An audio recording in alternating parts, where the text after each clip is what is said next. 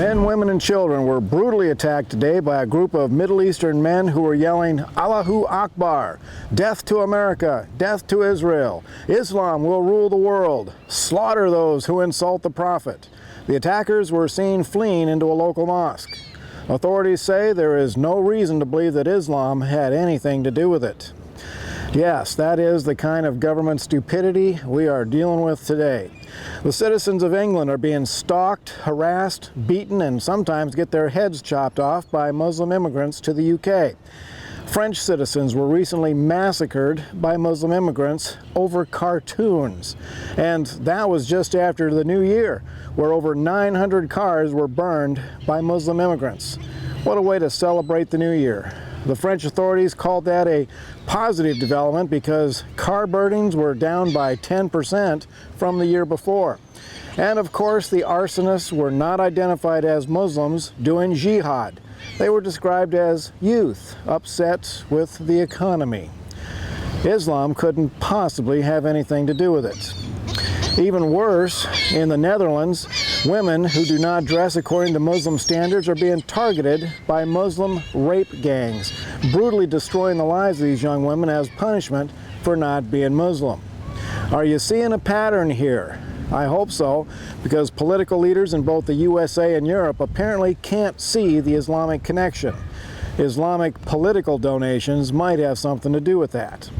Like pigs to the slaughter, citizens of Europe are being brutalized because of political correctness.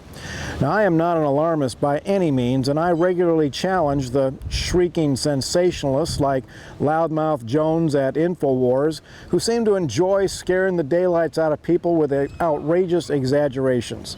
But this I know.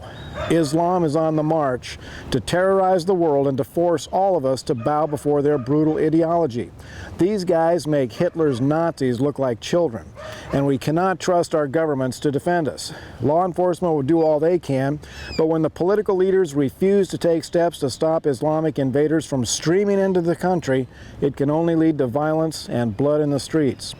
England, France, and the Netherlands have disarmed their citizens, leaving them with no weapons to fend off the monsters of Islam. We here in the USA are very, very fortunate. Our forefathers saw these days coming and declared that our right to keep and bear arms shall not be infringed. But the very same politicians who are welcoming the Islamic invasion with open arms are also trying to disarm us, just like the Europeans. Gee, what could possibly go wrong there? Me, I'm pretty much done with the Congress of the United States. Some of them are pretty good, but as a whole, they do more harm than good. Men and women of the USA, whenever you hear of a brutal surprise attack where people are massacred, I want you to think Second Amendment. My right to keep and bear arms shall not be infringed. We the people will not go quietly into the night. Anyone who wants to rape our daughters and slit our throats are going to be introduced to buckshot and hollow points. This is Wild Bill for America. Thank you for watching, and America bless God again.